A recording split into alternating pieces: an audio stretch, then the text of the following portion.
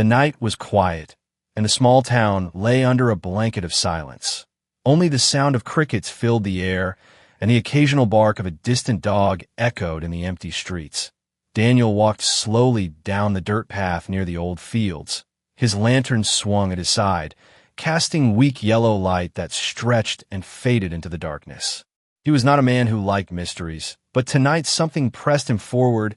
He had heard it once before, a sound, faint, broken, like someone crying in the distance. He thought it was the wind, or maybe his imagination.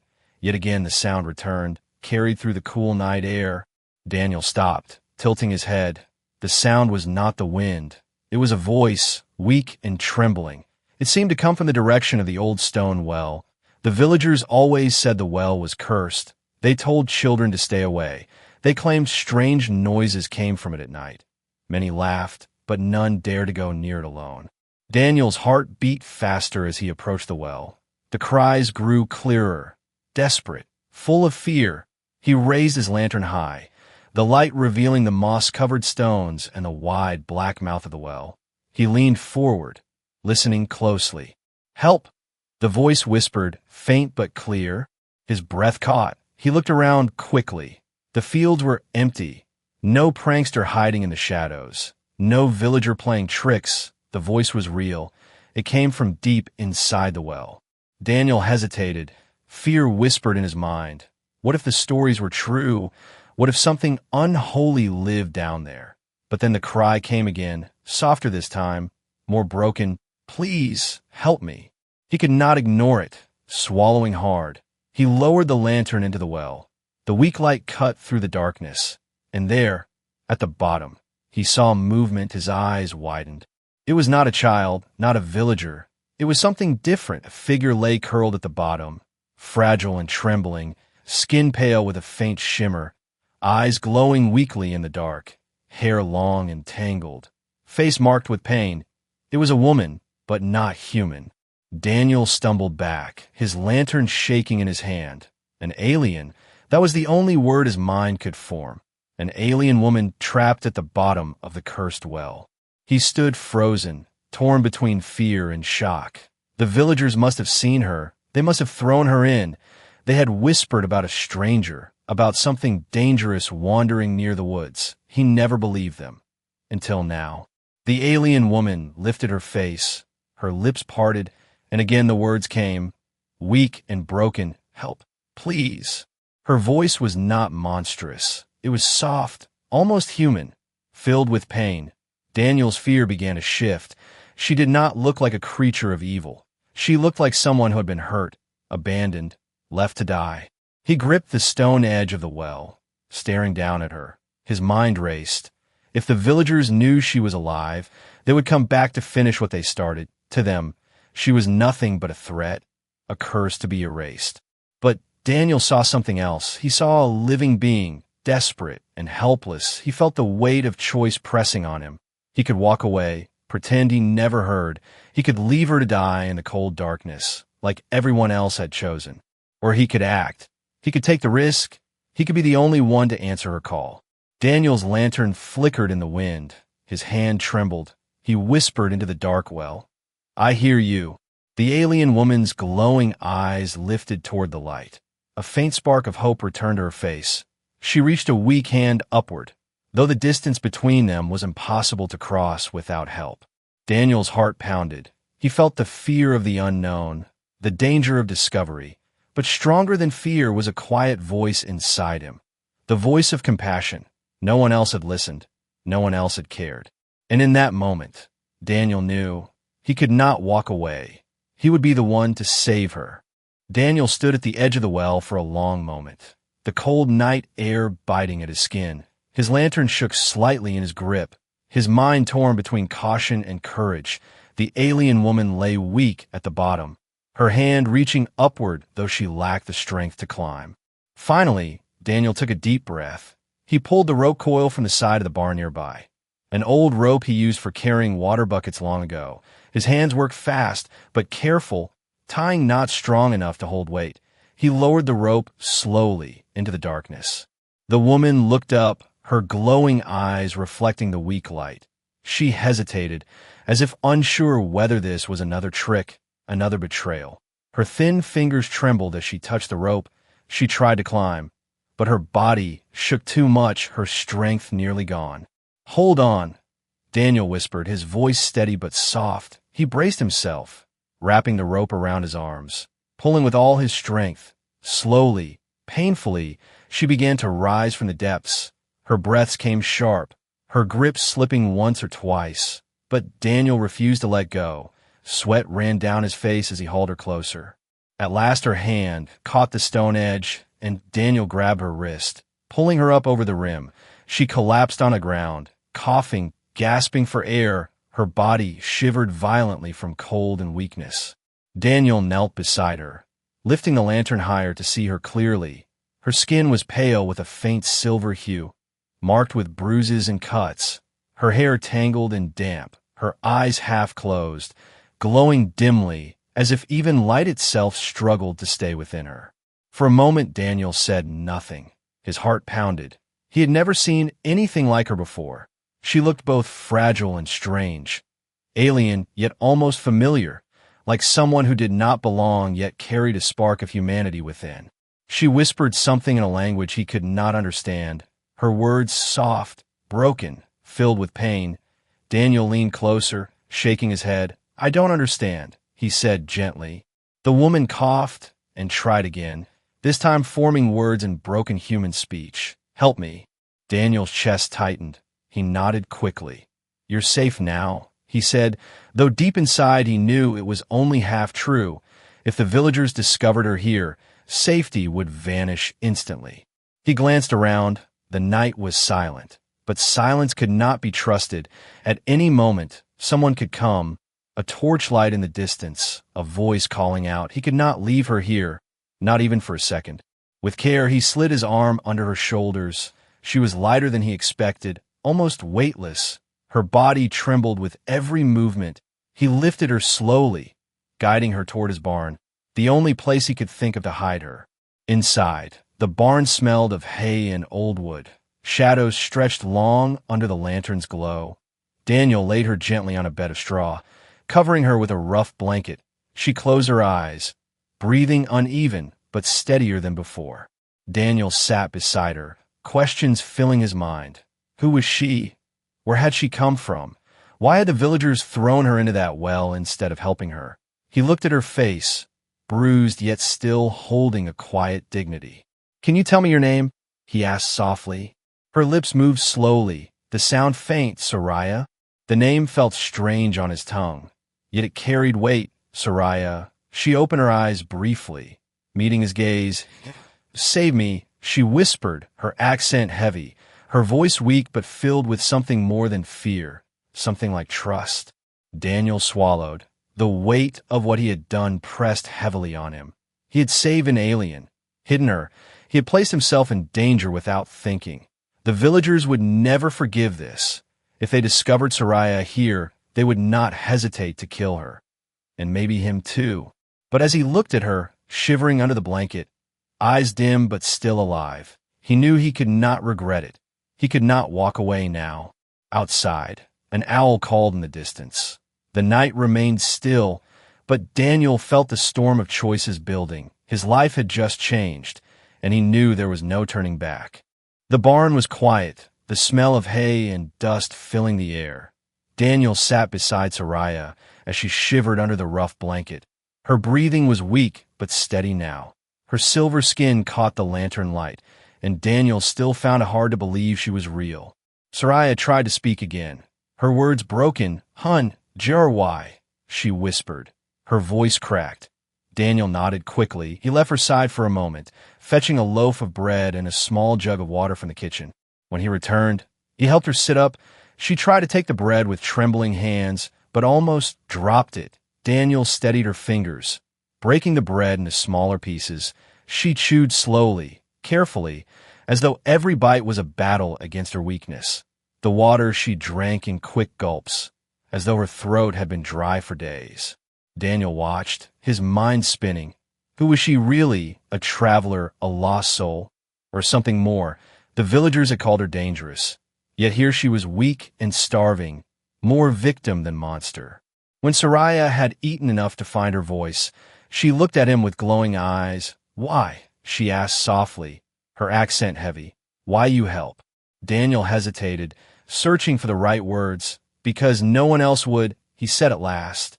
"And because leaving you there, it would be wrong." Soraya's lips trembled, as if the idea of kindness was something she had not expected. Her eyes glistened. She looked away, whispering, "Others hurt me, throw me down. I beg, they not listen." Her voice cracked, her body shaking not from cold but from memory. Daniel clenched his fists, anger rising inside him. He had lived in this town his whole life. He knew fear made people cruel, but to do this, to throw someone into a well and leave them to die, it chilled him. He had always thought his people better than this. "Not everyone is like them," Daniel said firmly. She turned her head slowly, her gaze meeting his. For a brief moment, hope flickered in her eyes, fragile but real. Time passed, and Soraya grew calmer. She lay back against the straw, her breathing softer. Daniel stayed close, his lantern burning low. He knew he could not keep her here forever. Someone would notice something. Someone would hear. But for now, she was safe. For now, she was alive. That was enough. Later that night, Soraya stirred again. She tried to rise, but stumbled. Daniel caught her before she could fall. She shook her head, whispering, "I must leave." "No," Daniel said quickly.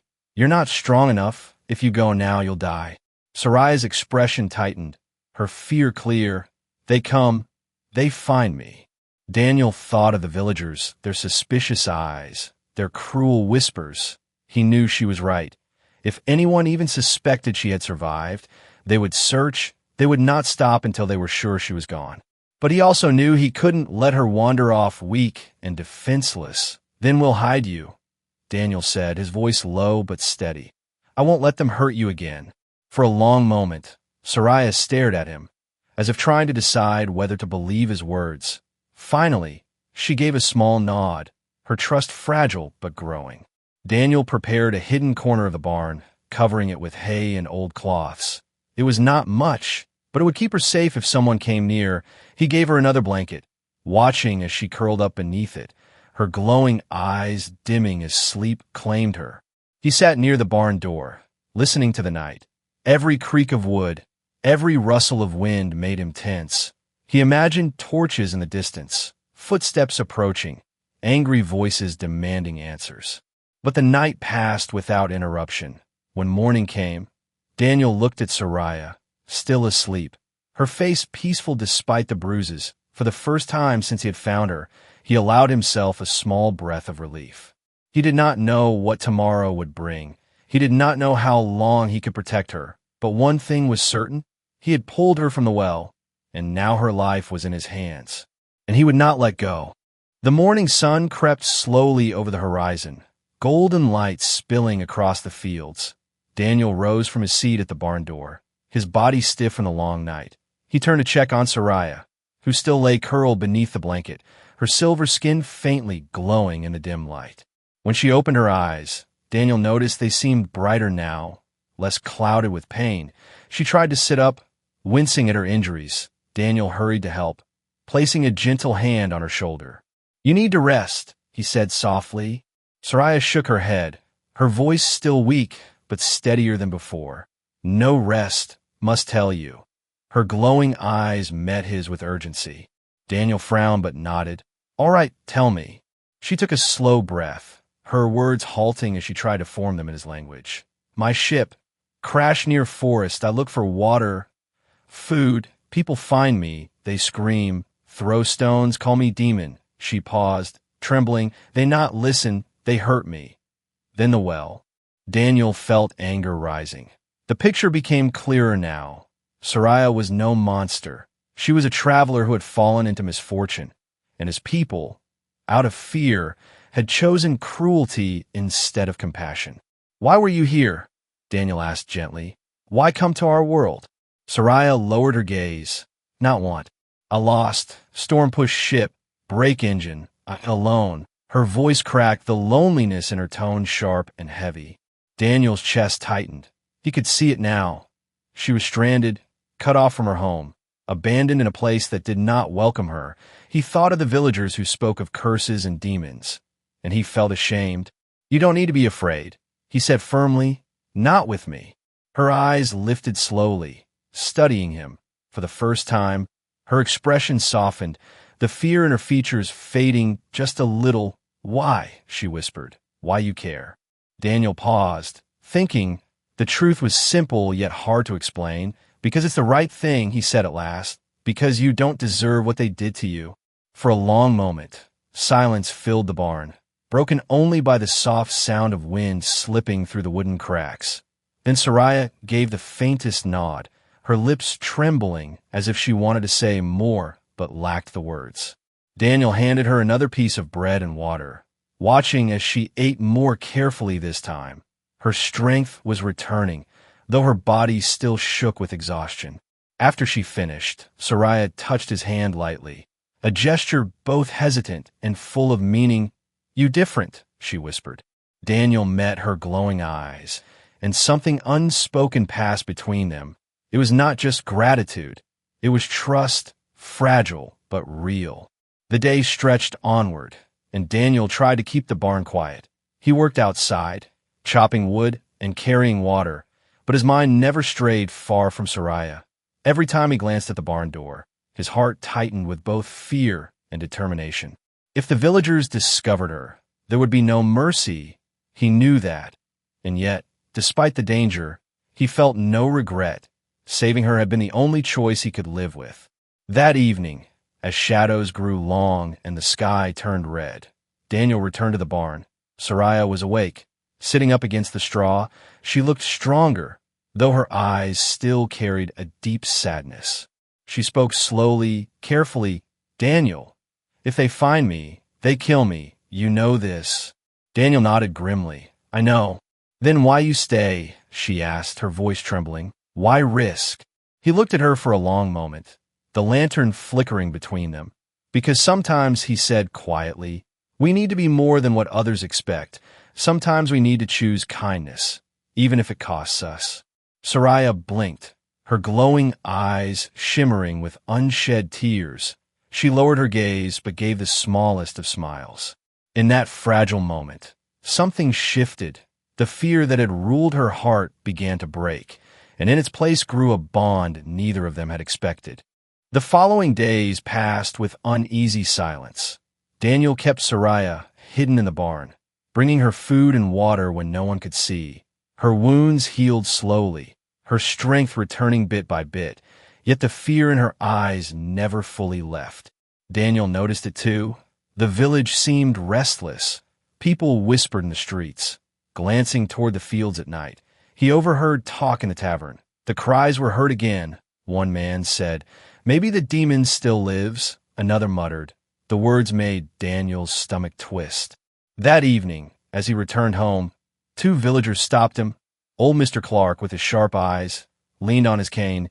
"You live near the old well, don't you, Daniel?" he asked. Daniel nodded slowly. I do." Clark narrowed his eyes. "You hear anything strange at night?" Daniel forced a calm tone. "Only the wind, nothing else." The men exchanged looks, not fully convinced. They moved on. But Daniel felt their suspicion hanging in the air like a shadow. He hurried back to the barn, his chest tight with worry. Inside, Soraya was waiting, her glowing eyes full of unease. "They know," she whispered, her voice trembling. Daniel shook his head firmly. "They don't know for sure. They only guess, but we must be careful." That night, Daniel lay awake in his small cottage, staring at the ceiling, his mind filled with fear. He had risked everything by saving her, and now the village was circling closer to the truth. Yet when he thought of leaving her, of letting her face death again, the thought was unbearable. The next morning, Soraya tried to stand on her own. Her legs were weak but stronger than before. "I can walk now," she said softly. Daniel helped her steady herself, proud of her strength, but she shook her head. "If they come, you suffer. I must leave." Daniel's voice hardened. "No, you're not ready, and I will not let them harm you again." For the first time, Soraya's eyes softened with something more than fear. You risk your life for me, she whispered. Daniel nodded without hesitation. Yes. Their fragile peace shattered that evening, when voices carried from the road. A group of villagers walked with torches, heading toward the old well. Daniel watched from his field, his hands trembling. They were checking again. They were hunting. They'll search here soon, Soraya whispered, her body tense. Daniel nodded grimly. He had known this moment would come. He looked at her, then at the small trapdoor he had built in the barn floor years ago. A hiding place for tools. Come, he said quickly, opening it. Soraya crawled inside the dark space, curling herself into the shadows. Daniel covered the trapdoor with hay and wooden boards. His heart pounded as the sound of footsteps drew closer. A knock thundered on his door. Daniel, a man's voice called. We're searching every farm. The demon may still be alive. Daniel forced himself to remain calm as he opened the door. 3 men stood outside, torches burning in their hands, their eyes sharp with suspicion. We'll need to check your barn, one of them said. Daniel's throat went dry, but he nodded. Go on then. His voice steady despite the storm inside him. They entered the barn, poking around, lifting sacks of grain, kicking through hay. Daniel stood nearby, his lantern in hand, his heart hammering with each second. He prayed they would not notice the hidden boards. One of the men sniffed the air. Strange smell, he muttered. Daniel forced a laugh. That's old hay and damp wood. The barn leaks when it rains. The man grunted, but moved on. After what felt like hours, the villagers left, muttering about wasted time. Daniel waited until the sound of their footsteps vanished. Only then did he rush to the trapdoor. Pulling it open, Soraya's glowing eyes blinked up at him from the darkness. You are safe, Daniel whispered, his voice shaking with relief. She climbed out slowly, her body trembling. She touched his hand, her voice breaking. You protect me, even when danger near. Daniel met her gaze, his chest heavy with both fear and resolve. I made a choice, he said firmly, and I will not turn back. Outside, the torches faded into the night, but Daniel knew this was only the beginning. The village was watching, and the threat was growing stronger each day. The barn felt colder after the villagers left. Daniel sat on a wooden stool, his hands still shaking from the search. Soraya sat nearby, her glowing eyes fixed on him. She could see the weight pressing on his shoulders, the fear he tried to hide. They will come again, she whispered, her voice quiet but certain. Next time, they find me. Daniel rubbed his forehead, the truth of her words sinking deep. He had bought them time, but not safety. The village was restless, suspicion growing like fire on dry grass. It would not be long before they searched harder. You can't stay here forever, Daniel admitted at last, his voice cracked. Soraya lowered her gaze, her thin fingers tightened around the blanket. Then let me go, she said softly. I run, I hide in forest, maybe I live.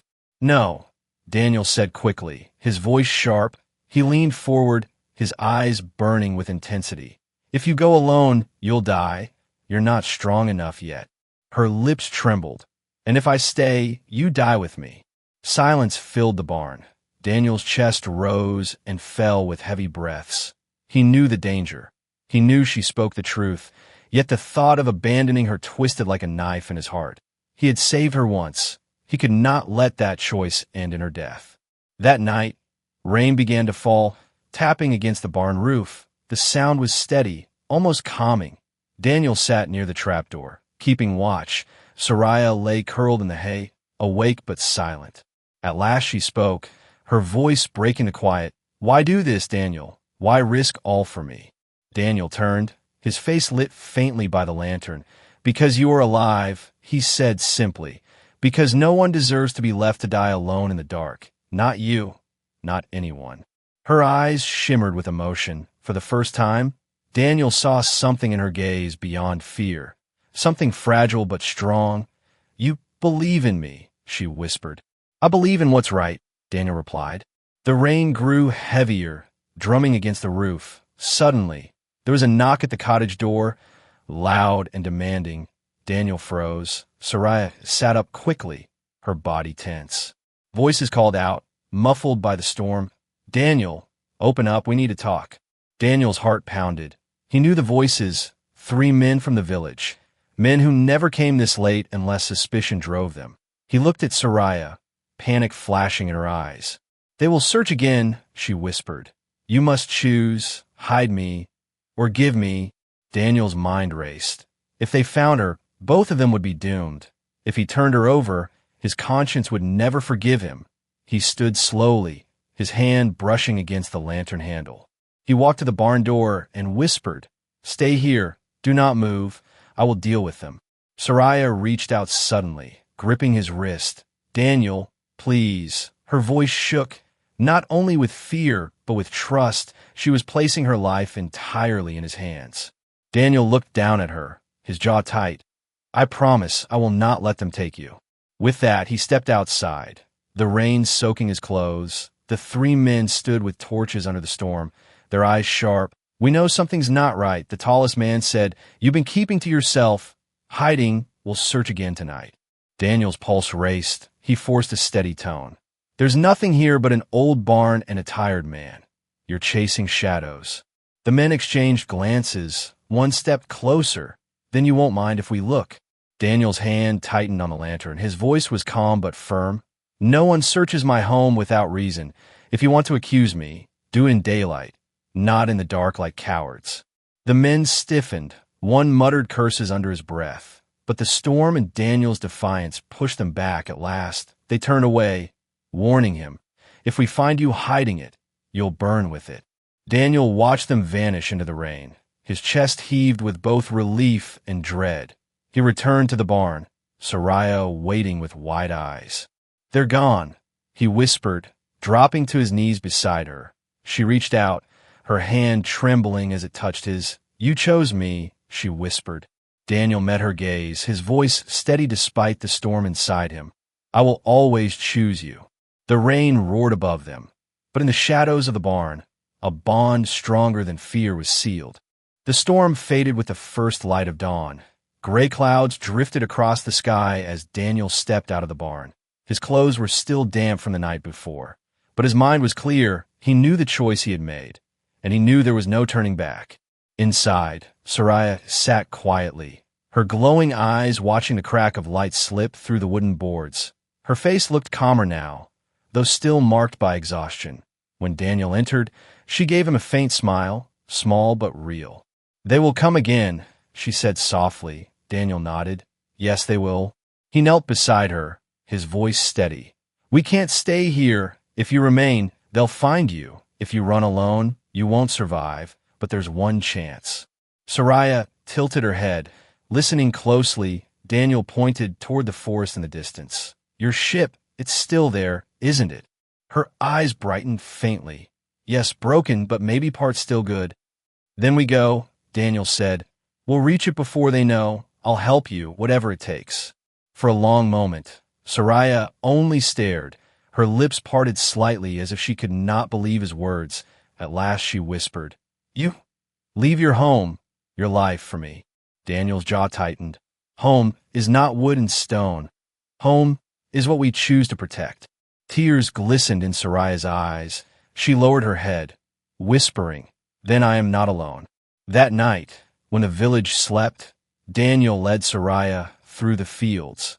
Lantern light hidden beneath his cloak, they moved quietly, every sound in the grass making his heart pound. Soraya leaned on him, her strength not yet whole, but her steps determined. The forest loomed ahead, dark and endless. Branches clawed at the night sky, and the air smelled of damp earth and pine. After hours of walking, they reached a clearing. At its center lay the shattered remains of her ship, twisted metal half buried in the soil. Soraya's eyes shone as she touched the broken hull. Her hands trembled, a mixture of sorrow and relief. "Here," she whispered, "my place, my sky." Daniel looked at the wreckage, unsure how much could be repaired, but certain of one thing. She belonged here more than in a cold well or haunted barn. He placed a hand on her shoulder. "We'll fix what we can, together." She turned to him, her silver skin catching the starlight. "Why do you stay?" she asked again, voice soft but filled with wonder. Daniel met her gaze. "Because you are worth saving, because being human means more than fear. It means choosing compassion, even when it costs everything. Soraya's lips trembled, then slowly, she placed her hand over his. Then, you are not only human, you are more. In that silent clearing, among the ruins of her broken ship, a promise was born. Daniel had saved her life, but in return, Soraya had given him something too: purpose, hope, and a bond that no village, no fear, could ever destroy. The wind rustled the trees, carrying the scent of rain and earth. Daniel looked up at the stars, bright against the fading night. For the first time, he did not feel small beneath them. He felt connected, part of something larger. Beside him, Soraya leaned against his shoulder, her eyes glowing faintly as she whispered, "Not the end, the beginning." Daniel nodded, his heart steady. "Yes," he said quietly, "a new beginning." And together, they faced the unknown horizon, not as outcast and alien, but as two lives bound by a single choice. One human who refused to walk away, and one soul who had been saved from the darkness.